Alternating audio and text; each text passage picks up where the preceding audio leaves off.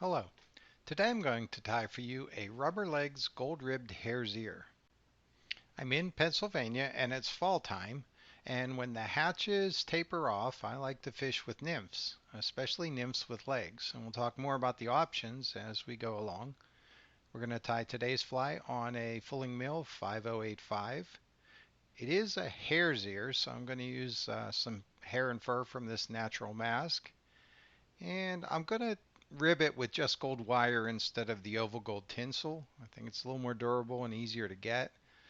I'm going to use a section from that Goose quill for the wing case and the rubber legs that we talked about. And we're going to add a couple of pieces of those in, hold it all together with Uni Thread 80 in tan.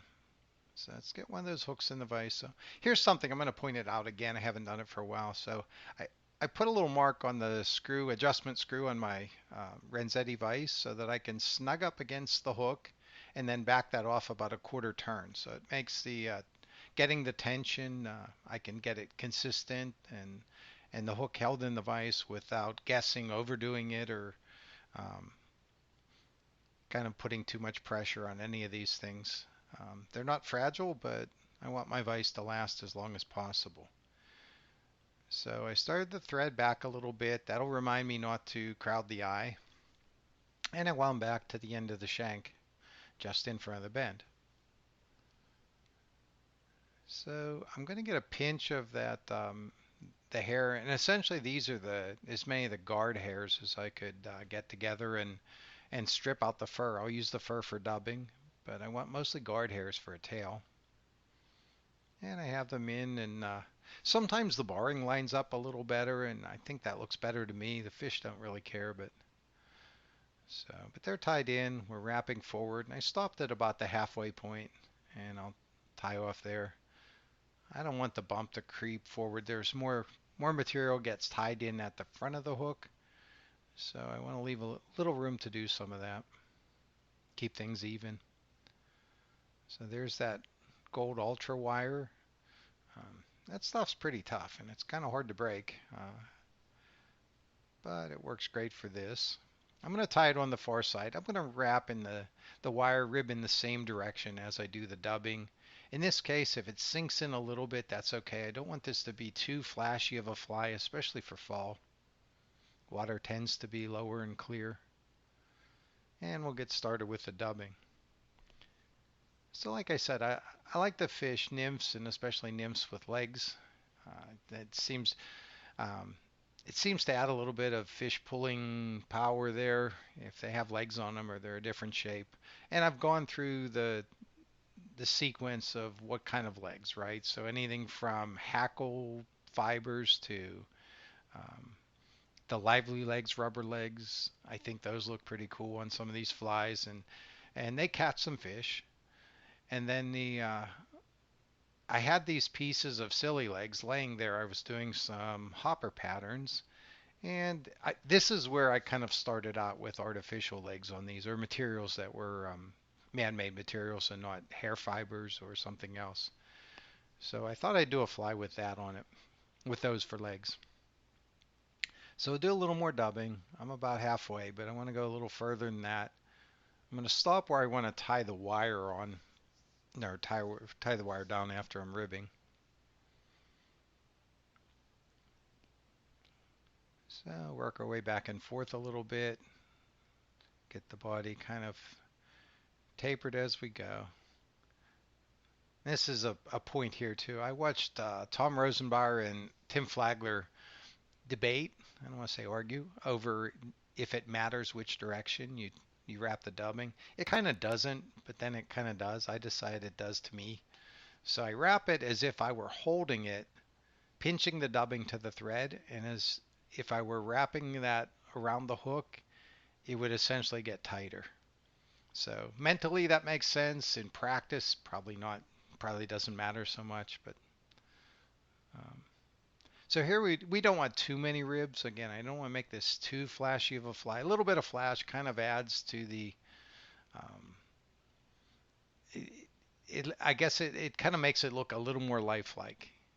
Um, there's light and air bubbles and movement and flashes kind of imitate some of that. So um, some of that holographic tinsel works great for ribbing these too. I didn't do it on this fly, but I do like patterns with that on, even dry fly patterns with that holographic tinsel as a rib. So I'll wrap all the way to the eye and back. That eye was a little bit open again, so I wanted to get a layer of thread up there to make sure that there are no sharp edges exposed, that I can get my tippet on. I'm going to dub a little more, and I'm going to use a little darker dubbing this time. Because if I were to tie the wing case in right here, you can see that shoulder. That would cause a little bit of problem. Also, the narrow diameter of that hook shank. If you try and wrap the quill segment around that, it tends to kind of kink it, and then you don't get a nice like fold and a nice shape to your wing case. And again, that's for natural materials. If you're using a piece of rubber or something, or a piece of leather for buckskin or thin skin, I'm not sure it matters as much. So there's a segment. It's a little smaller than the width of the hook gap. I'm tying it in shiny side up. When I fold it over, I'll get that fuzzy look. I haven't truly decided if one way or the other is more effective. But there you can see the larger diameter of the dub section helps get that in nice and even and smooth. I'll wrap forward just a little bit. This is where I want to tie the legs in.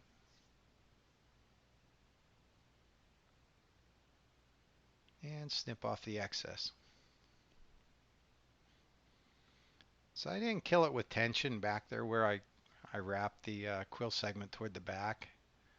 But I did pull it down pretty good up here in the middle. And there's two chunks of those legs. They're blocky and ugly, and I don't know, not my favorite thing to look at, but I'll be honest, they're very durable. Um, and just with this Sili X looking legs on this fly, it's more effective, or at least I catch more fish on it. So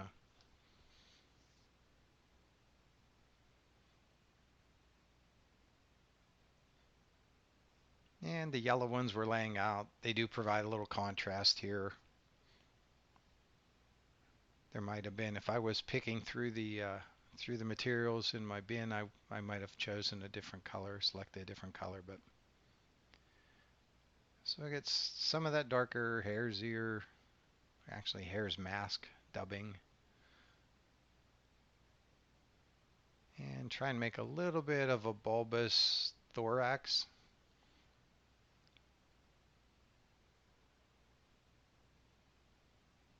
And I left those legs kind of on top. I could have pulled them down sooner to the sides, but I thinking there was that they might be easier to wrap between and around while they're on top. And then I had another thought in mind too that kind of went sideways, and I'll show you what happened there. So the original thought was when I pull that quill over, it's just going to push the legs down flat to the sides, and I'll get exactly the result I wanted. Well, that didn't happen because the legs kind of overpowered the quill a little bit. So they were squeezing the quill together and making it a real narrow band, and that's not exactly what I wanted. So I can see that, and it's not going well, so unwrap, and I'm going to take a moment now and pull down on the legs. They're rubber, you can stretch them a little bit, move them almost anywhere you want. And to be honest, I might have liked it if I pulled them a little lower, but I got them out of the way so that I could finish the wing case.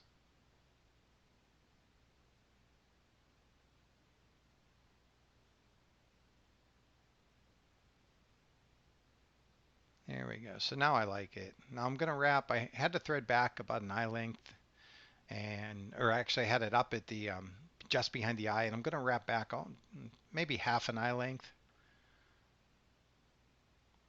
Tug on those legs a little more, so that when I finish this and the butts of that quill section, I don't want them in the eye of the hook. So I'll pull everything back and wrap over that. And if a little round head on the nymph won't hurt, and the wingcase material is not too bulky, that's not a bad way to finish. So we'll snip off the excess. Now I was using tan thread because I didn't want it to show through that blonde dubbing that was in the back. And I'll come in with a marker and darken that up so I get a nice brown head on this.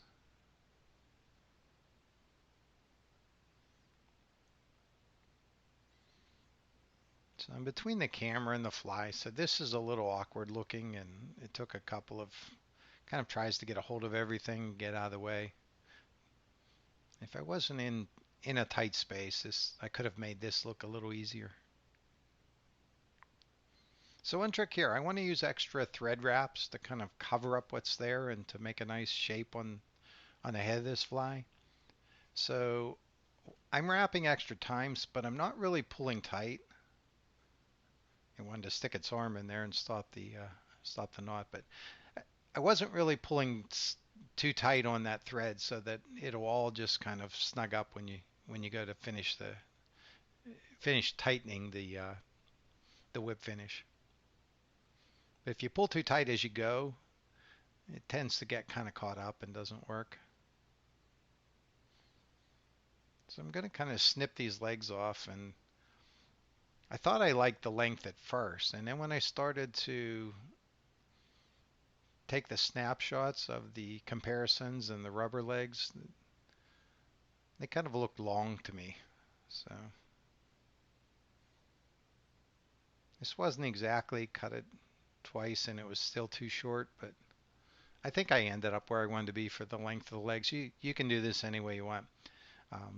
Like I said, they're just a big X. They look ugly, but I don't know. I caught some native brown trout over there in Little Juniata on these things not long ago, and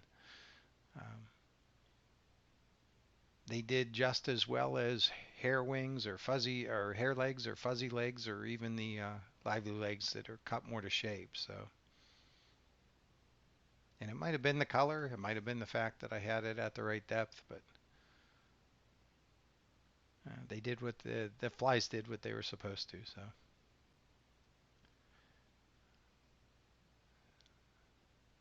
So here we are. I'm going to finish shortening those up. More like evening them out.